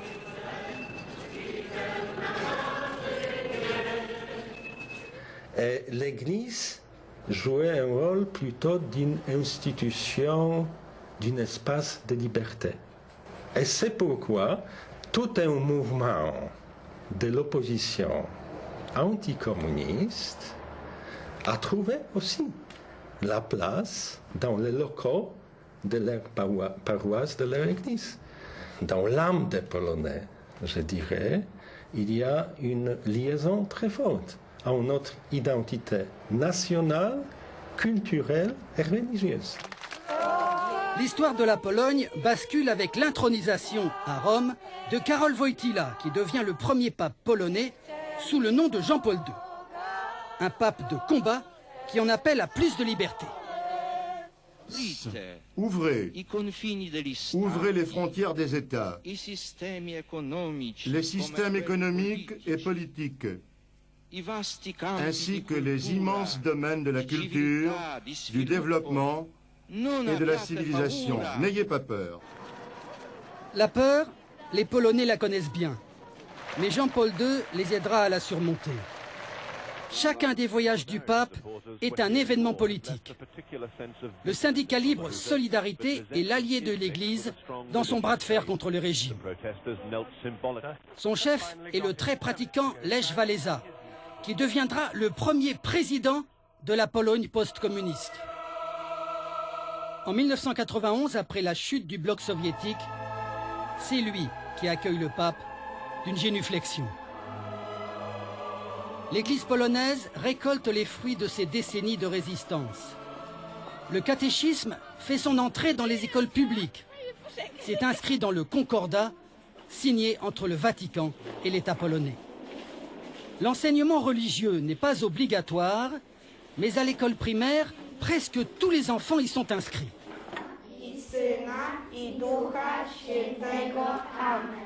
Les élèves ont 2 heures de catéchisme par semaine.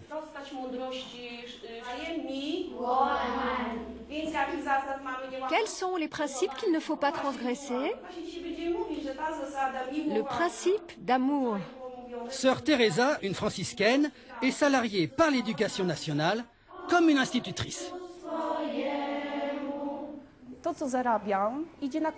L'argent que je gagne, je le donne à la supérieure de la congrégation.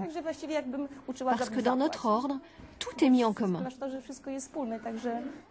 Au lycée, 91% des ados vont encore au catéchisme. Mais il faut dire que les notes de l'enseignement religieux sont prises en compte dans le bulletin scolaire. La bonne parole de l'Église passe aussi par les médias. Radio Warszawa est la radio catholique la plus écoutée à Varsovie. Thème du jour, inspiré d'un magazine chrétien, la fidélité est sexy.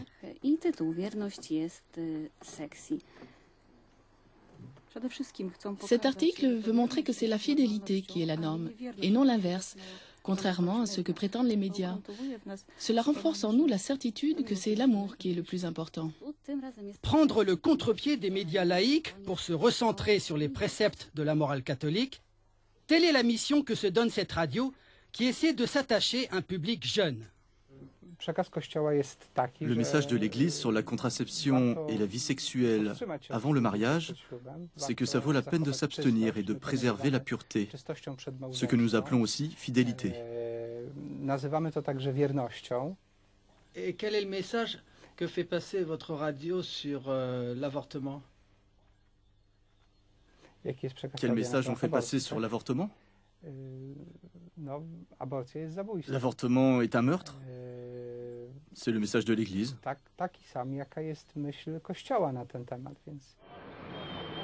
À l'époque communiste, l'avortement était légal et même gratuit dans les hôpitaux publics. En 1993, l'Église triomphante fait voter une loi très restrictive, le limitant à des cas précis de violence ou de maladie. Et elle va tout faire pour être cohérente avec cette loi. À Wadowice, village natal de Jean-Paul II, se trouve un lieu de vie qui, pour l'ancien pape, valait tous les monuments. La maison des mères seules. Elle accueille 20 femmes en détresse qui y trouvent refuge pour garder leur enfant. Comment allez-vous? Dieu soit loué, le petit vient de manger. Comme tu es grand déjà. Pour ces femmes, l'avortement n'était pas une option. Pour moi, c'était impensable d'avorter. Je n'admets pas l'idée que l'on puisse commettre un tel acte. Au début, je n'étais pas là par conviction religieuse, mais maintenant, oui. C'est ainsi que l'Église intervient dans un moment crucial de la vie de ces femmes. Je pense que c'est la vocation de toutes les maisons de ce genre en Pologne de sauver la vie, la maternité. Les jeunes mères hébergées dans cette maison préfèrent ne pas penser au jour où elles devront en sortir dans un an. D'après les sondages, une large majorité de Polonais se déclarent favorables à la loi contre l'avortement. Mais les associations féministes estiment à 100 000 par an le nombre d'avortements clandestins, en Pologne ou dans un autre pays européen. Les mentalités changent.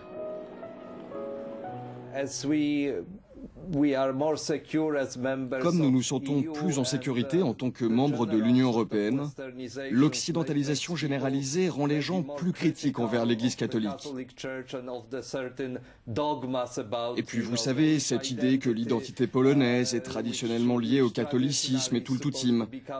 Eh bien, de nombreux jeunes commencent à mettre en doute ces dogmes. Une évolution sensible dans cette fête à l'université de Varsovie. Ici, les messages de l'Église ont du mal à passer. Étudiants et étudiantes ne suivent pas forcément les préceptes religieux, par exemple l'abstinence sexuelle avant le mariage. C'est l'amour qui est le plus important. Pas l'Église, ni les choses que dit l'Église.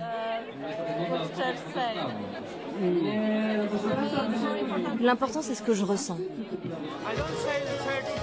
Je ne dis pas que l'Église est une mauvaise chose, mais je pense que l'Église, c'est beaucoup d'institutions. Trop d'institutions et pas assez d'amour.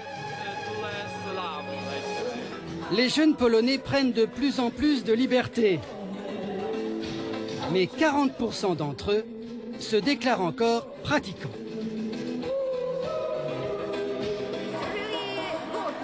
Pour moi, c'est vraiment bien que beaucoup de jeunes croient qu'il faut d'abord être unis devant Dieu. Vous voyez ce que je veux dire? C'est vraiment mieux.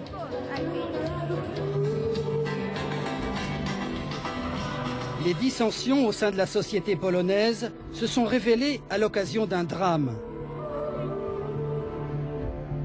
10 avril 2010, l'État polonais est décapité dans la catastrophe aérienne de Smolensk, où disparaissent le président Lech Kaczynski, son épouse et une partie de l'élite du pays. Une tragédie pour la Pologne. Le deuil national dure 3 mois devant le palais présidentiel, où est plantée une croix qui deviendra croix de la discorde. À la fin du deuil, les catholiques ultras et la droite conservatrice exigent son maintien, à la grande fureur d'une partie de la population.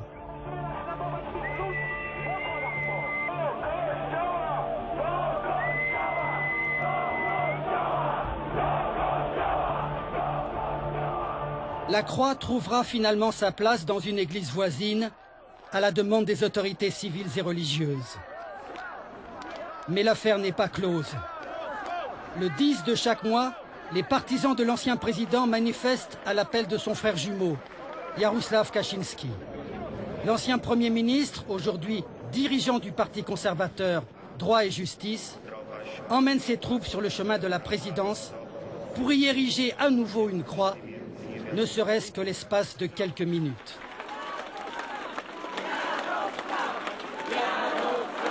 Pour de nombreux Polonais, la coupe est pleine.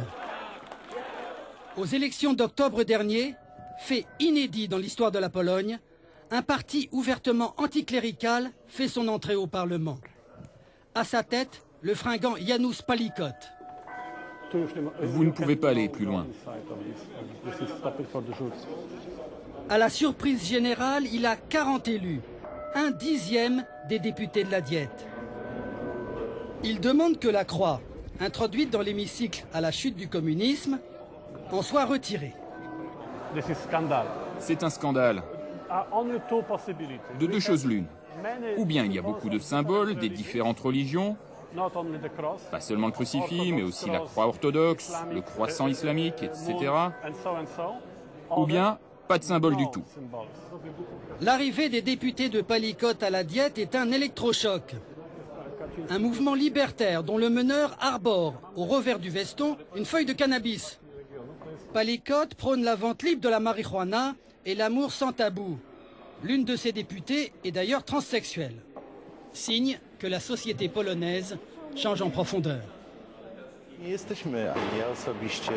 Nous ne sommes pas contre les croyants, mais contre la place que prend l'Église au sein de l'État. Cela détruit la démocratie. Nous sommes pour la séparation de l'Église et de l'État.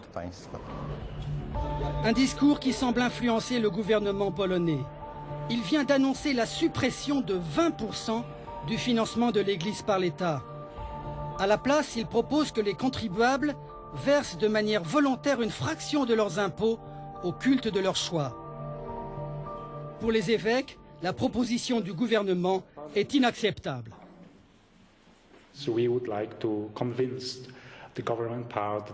Nous voulons convaincre le gouvernement que 0,3% de l'impôt sur le revenu, c'est largement insuffisant au regard du travail social et éducatif que nous effectuons et par rapport à l'argent que nous recevions avant. Entre Église et État, le bras de fer a commencé. C'est le ministre de l'Administration qui est en charge du dossier. Pour lui, pas question de céder aux demandes de l'Église. C'est une chose d'être en bonne coopération avec l'Église, une autre d'être sous pression. Nous ne sommes pas sous pression, nous sommes indépendants. Ce samedi à Cracovie, c'est la Via Lucis, la voie de la lumière. Une procession qui réunit 1 millier de jeunes venus de toute la région. Il est vital pour l'avenir de la communauté qu'elle se renouvelle et tout est fait pour entretenir la flamme. 80% des revenus de l'Église, 500 millions d'euros, viennent de ses fidèles. L'avenir du catholicisme polonais repose sur sa jeunesse. Le but avoué est donc de l'éloigner des tentations de la fièvre du samedi soir. L'Église tente de freiner la lente hémorragie des jeunes pratiquants pour le salut de la très catholique Pologne.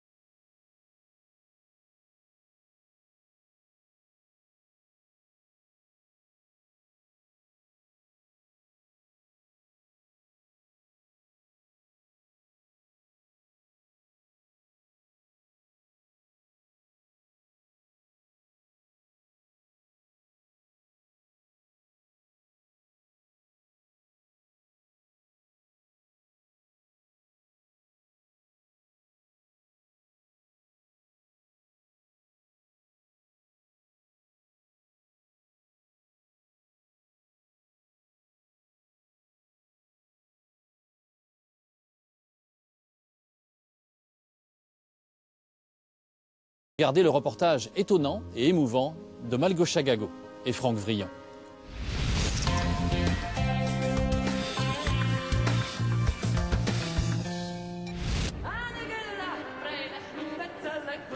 Chaque mois de mai, à Wrocław, une ville du sud-ouest de la Pologne, on entend les voix chanter dans une langue oubliée.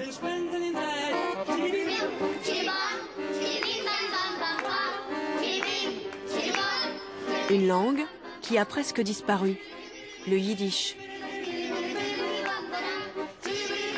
La langue de la communauté juive de l'Europe de l'Est. C'est le festival de culture juive qui a lieu chaque année sur le parvis de la synagogue. C'est la 14e édition et le festival attire des spectateurs de toutes confessions. Pour le moins surprenant, pour un pays qui n'aurait plus de juifs. Je n'ai que 7 zloty. Que puis-je acheter pour 7 zloty? Le chocolat. 7 zloty, donc je n'ai plus rien. Ce festival serait-il une attraction destinée aux touristes ou bien un événement culturel qui témoigne du renouveau de la culture juive en Pologne? Pour Anna, ce festival n'est pas du folklore, il est essentiel. Elle fait partie de la petite communauté des Juifs de Pologne et la culture yiddish, elle compte bien la transmettre et la défendre. C'est très important de puiser dans notre passé, dans notre histoire, d'intérioriser cette culture juive et de la transmettre pour qu'elle ne soit pas oubliée. Il faut la développer pour ne pas qu'elle reste figée dans le temps, pour que notre culture et la langue yiddish vivent. Dans ce pays, chaque grande ville a son festival de culture juive. Il semble qu'en Pologne aujourd'hui, cette culture soit à la mode. Chose curieuse pour un pays réputé farouchement antisémite. Pour la plupart des gens, la Pologne, c'est la Shoah, les ghettos et les pogroms. Mais l'histoire des Juifs de ce pays ne s'est pas arrêtée avec la Seconde Guerre mondiale. 10% des Juifs polonais ont survécu à la Shoah. À l'époque communiste, une grande majorité des 350 000 rescapés a dû quitter le pays. 3 vagues d'antisémitisme et d'antisionisme, orchestrées par le régime, ont poussé la grande majorité des Juifs polonais à émigrer.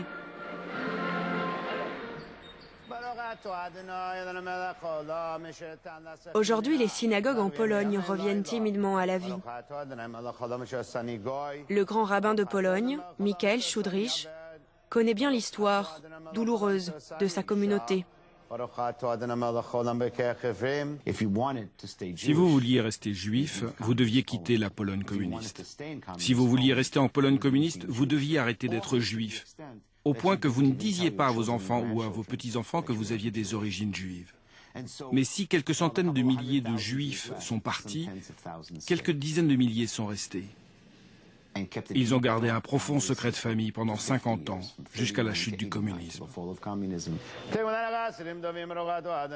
Depuis l'avènement de la démocratie, on assiste à une véritable renaissance de la communauté juive. Mais combien sont-ils ? Nous n'avons aucune idée sur le nombre de juifs polonais aujourd'hui. Certains disent qu'il y en a 10 000, d'autres 30 ou 40 000. Moi, je peux dire catégoriquement que je ne sais pas. Ce chiffre est dérisoire par rapport à l'histoire millénaire des Juifs de Pologne. Il n'y a qu'à regarder l'immense cimetière juif de Varsovie pour imaginer l'importance de cette communauté. Pendant des siècles, ce pays fut la terre d'accueil des Juifs persécutés ailleurs. Avant la guerre, 10% de la population polonaise était juive, 3 millions de personnes. À cette époque, ce lieu était soigné. Il n'y avait ni arbres ni plantes, conformément à la tradition juive. C'est devenu une forêt. Vous pouvez nettoyer là-bas? Juste là. Przemysław Szpilman, le directeur du cimetière, répertorie les tombes depuis 10 ans. Grâce à ces informations, des Juifs du monde entier peuvent retrouver leurs racines ici. Une quête qui lui tient particulièrement à cœur.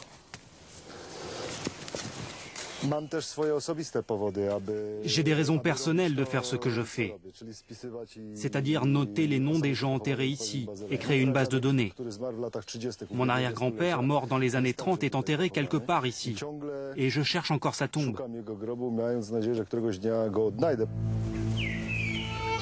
C'est seulement à l'âge de 15 ans que Szpilman a découvert qu'il était juif.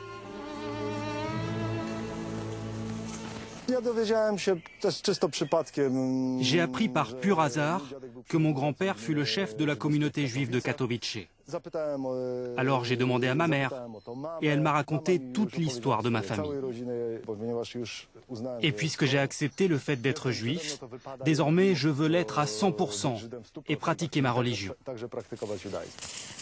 Aujourd'hui, Szpilman est libre de vivre sa religion ouvertement, en toute tranquillité, et il n'est pas le seul. La culture juive a ses ambassadeurs, comme Anna. Elle fait partie de ceux qui sont revenus en Pologne. Émigrée en Allemagne avec ses parents à l'âge de 13 ans, elle décide de rentrer au pays après ses études. C'est en Pologne qu'elle fonde sa famille, et c'est là qu'elle compte vivre sa judaïté.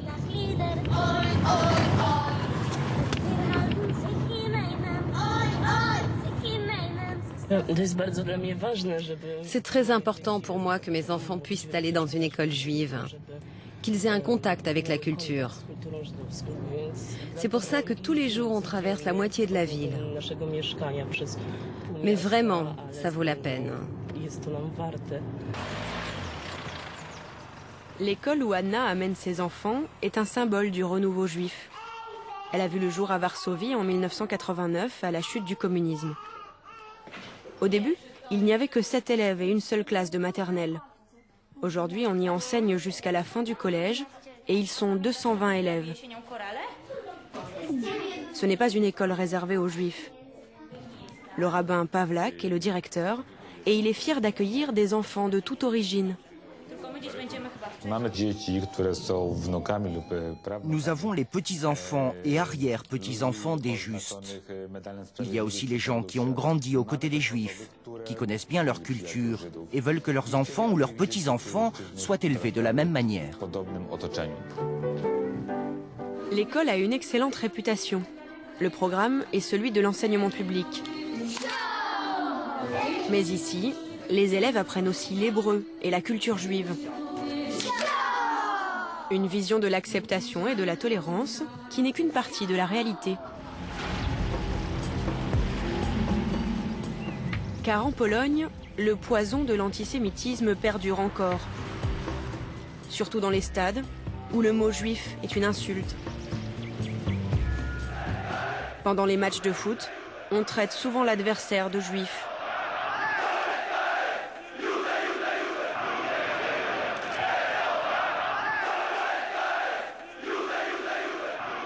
Depuis peu, l'État réagit et condamne ces hooligans racistes, mais le phénomène dure encore. Pavel était un hooligan quand il était adolescent. Il a crié lui aussi ses slogans antisémites. Aujourd'hui au stade, il préfère ne pas se faire remarquer. Bien sûr, je n'y vais pas habillé comme ça serait idiot de ma part. Une provocation en quelque sorte. Les gens savent bien que je suis juif, mais ils ne veulent pas le voir. Quand j'y vais, je mets un jeans, un blouson avec capuche, une casquette, et comme ça je n'ai pas de problème. Au stade, ils pensent, et c'est bizarre, que tout ce qu'il y a de pire, c'est la faute des juifs. Même si probablement personne n'a jamais vu un juif en chair et en os. Mais c'est comme ça.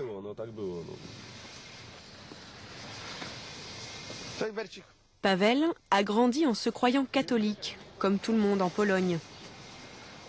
Et puis, à 24 ans, marié, père d'un enfant, une découverte chamboule sa vie. Il est juif.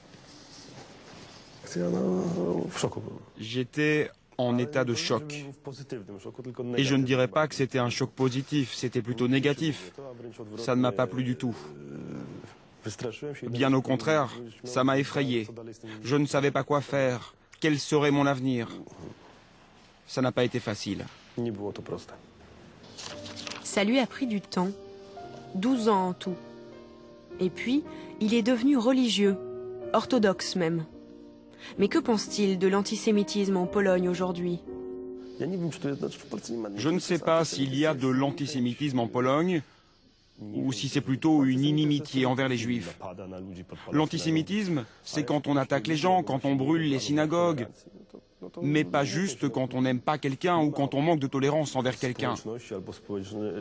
On est tous d'accord, il n'y a pas de société idéale qui tolère tout le monde. Ce discours est répandu en Pologne. Pendant longtemps, l'antisémitisme, c'était les Allemands et la Seconde Guerre mondiale. Mais en 2001, on découvre que les Polonais eux-mêmes ont tué des Juifs. Dans ce village de Jedwabne, ils ont brûlé 340 Juifs, leurs voisins, sans l'aide des Allemands. Un choc pour le pays tout entier. Je demande pardon en tant que citoyen et président de la République de Pologne. Je demande pardon en mon nom propre et au nom de ceux des Polonais dont la conscience est bouleversée par ce crime. Le plus important est que cet événement a cassé le mythe national, que nous n'étions que des victimes. Et ça, c'est incroyable. En quelques mois, la plupart des Polonais ont changé leur vision de l'histoire. Ils ont réalisé que certains d'entre eux ont fait des choses horribles. Et pour moi, c'est exceptionnel. Je suis fier de vivre dans un pays qui est prêt à se regarder en face et qui dit « Oui, désormais, nous savons que nous avons fait des choses horribles. » Désormais, de nombreuses initiatives sont mises en œuvre pour connaître la vraie histoire des Juifs de Pologne. Staś est étudiant. C'est un fervent militant contre le racisme. Il anime un atelier d'histoire avec ses lycéens qui n'ont jamais rencontré un juif dans leur vie. Aujourd'hui, ils ont préparé un parcours de l'histoire juive de leur petite ville. Le but est que les jeunes apprennent par eux-mêmes l'histoire de leur ville. Et à travers l'histoire des Juifs d'ici, qui vivaient là et qui ont disparu d'un coup, qu'ils apprennent la tolérance et l'ouverture vers autrui. L'idée, c'est qu'ils aient un regard plus critique envers les stéréotypes. Donc le bâtiment, c'est celui-là? Oui, c'est celui-ci. Et ici, c'est la synagogue? Oui, c'est ça, la synagogue. Ces lycéens ont enquêté auprès de leurs voisins les plus âgés et viennent de découvrir un passé jusqu'alors inconnu. Il y avait un ghetto ici. Regardez, le centre du ghetto a été remplacé par le marché. Les Juifs devaient porter des brassards jaunes de 10 cm comme ça. Et s'ils refusaient de les porter, ils risquaient la mort.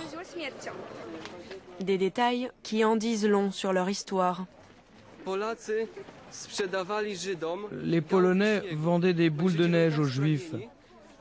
Les Juifs avaient tellement soif qu'ils donnaient 100 zloty pour une boule de neige. C'est traumatisant de voir comment les Polonais ont profité de la situation. Une lucidité étonnante dans le regard de ces jeunes sur leur histoire. Avant, j'étais plutôt indifférente, et avec ce travail-là, j'ai pris conscience que les Juifs étaient des gens comme les autres.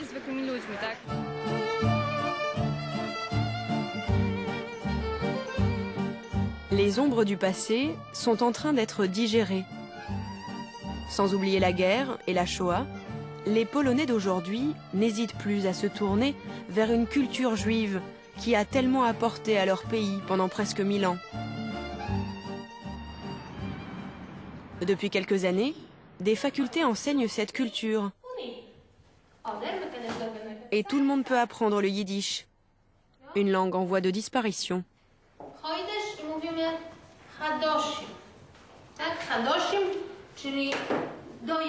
La majorité des étudiants n'est pas juif et chacun a ses raisons.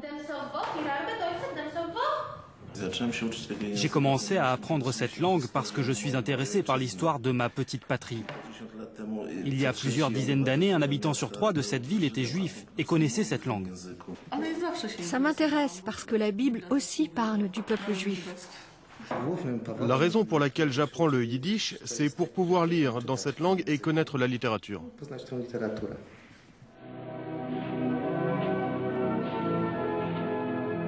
Il y a une nostalgie dans ce pays, comme un sentiment de manque.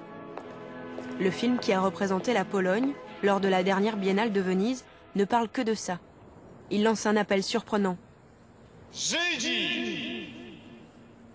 Rodacy! Ludzie! Ludzie! Wracajcie do Polski! Do naszego kraju! Lui, c'est Cherakowski, un jeune intellectuel polonais, la nouvelle tête pensante d'une gauche indépendante. À ses yeux, il est vital que son pays s'ouvre, sinon aucun avenir n'est possible. La Pologne est aujourd'hui la nation la plus homogène du monde. Peut-être à cause des circonstances, peut-être aussi à cause des Polonais eux-mêmes. Dans ce pays, 100% des gens parlent la même langue, sont de même race, ont la même couleur de peau, la même religion, la même culture. Et nous sommes comme des invalides dans le monde multiculturel d'aujourd'hui. Le choix d'Anna, de Spielmann et de Pavel de vivre en tant que juifs dans leur propre pays montre que le renouveau juif existe bien.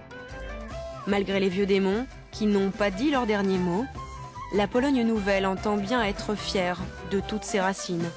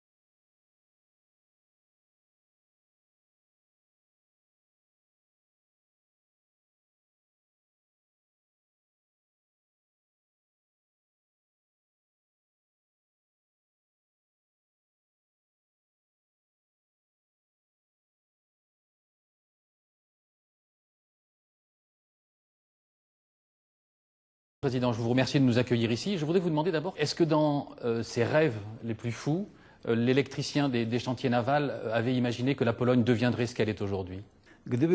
Si je n'avais pas de rêve, je n'aurais jamais fait ce que j'ai fait. Mais je pensais que cela prendrait plus de temps, que le communisme allait se défendre beaucoup plus longtemps. De quoi êtes-vous le plus fier lorsque vous regardez la Pologne d'aujourd'hui? Je suis fier du fait qu'à l'époque, personne ne croyait que nous allions briser le communisme. Et tout de même, nous l'avons fait, et nous avons surpris, étonné le monde entier.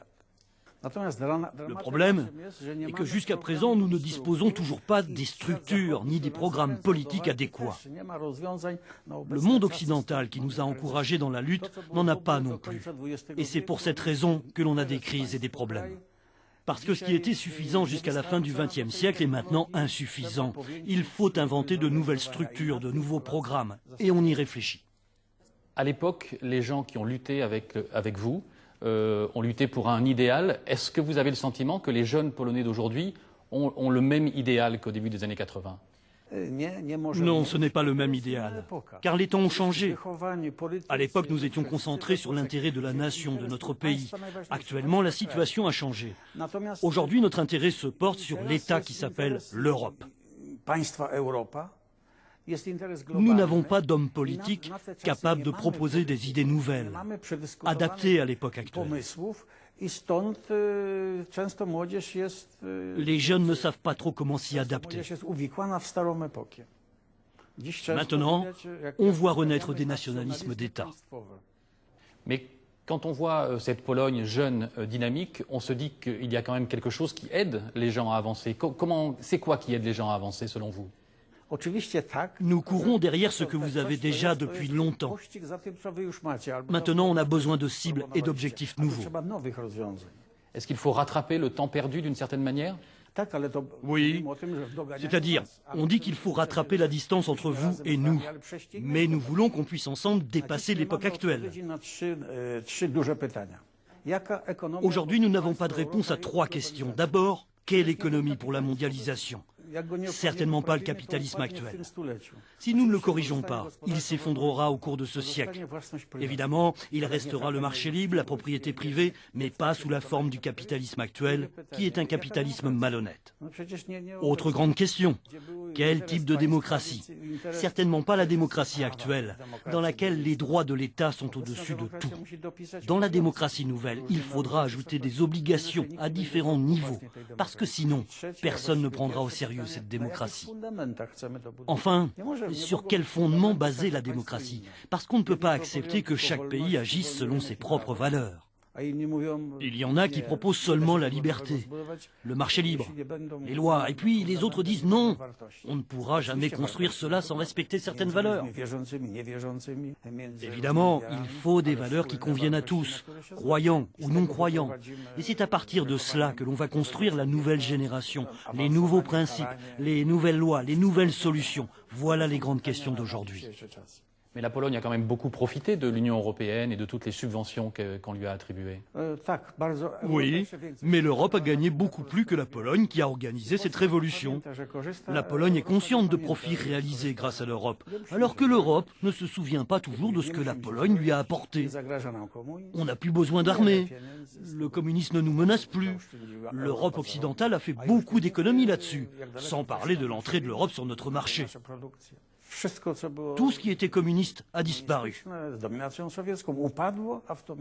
À mon avis, vous avez gagné 20 fois plus que nous. Et nous, on le voit, on s'en rend compte. Mais l'Occident, non. Monsieur le Président, vous vous souvenez sans doute de la polémique qu'il y avait eu avec la France sur le fameux plombier polonais qui allait venir prendre les emplois des Français. Est-ce que c'est quelque chose qui vous avait agacé à l'époque? À mon avis, celui qui est le meilleur, le plus malin, c'est celui qui doit gagner. Et vous l'avez peut-être remarqué, nous avons par exemple de bons électriciens. Vous, par exemple? Non, faut pas paraître prétentieux. Vous êtes fier de ce que vous êtes devenu aujourd'hui, de ce qu'est devenu votre pays? Pas tout à fait. Parce que c'est vrai que j'ai réalisé tout ce que je voulais faire. Mais pour l'instant, les résultats sont si minces que je ne suis pas satisfait. Je me pose donc une autre question. Est-ce suffisant?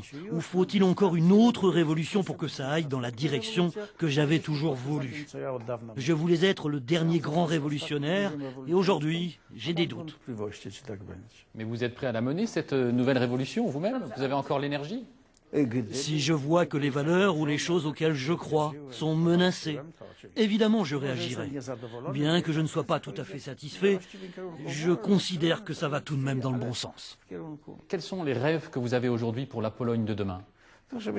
Il faut qu'on se comprenne mieux, qu'on travaille sur des programmes et qu'on organise de nouvelles structures. Et surtout, ayons envie d'avoir envie, et l'Europe sera réussie.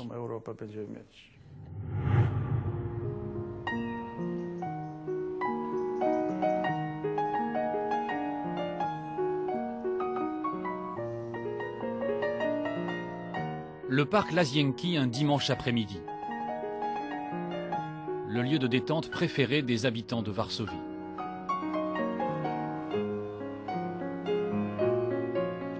Au pays de Frédéric Chopin, ces notes de musique rendent compte d'une atmosphère sereine et détendue.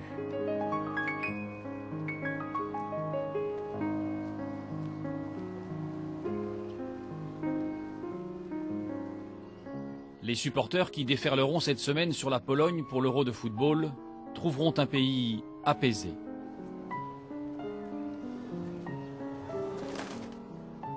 Selon le ministre polonais des Affaires étrangères, la Pologne est aujourd'hui la meilleure jamais connue. Péché d'orgueil ou lucidité, en tout cas cette grande nation européenne a retrouvé sa fierté.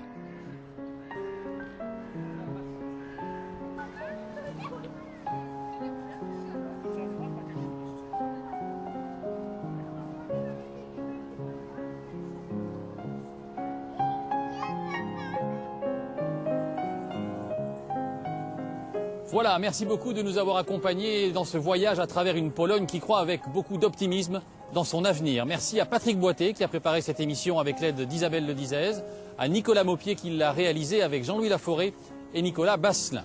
Vous pouvez retrouver ce programme sur plus.fr ou sur le site de l'émission Un œil sur la planète. Je vous souhaite de très bonnes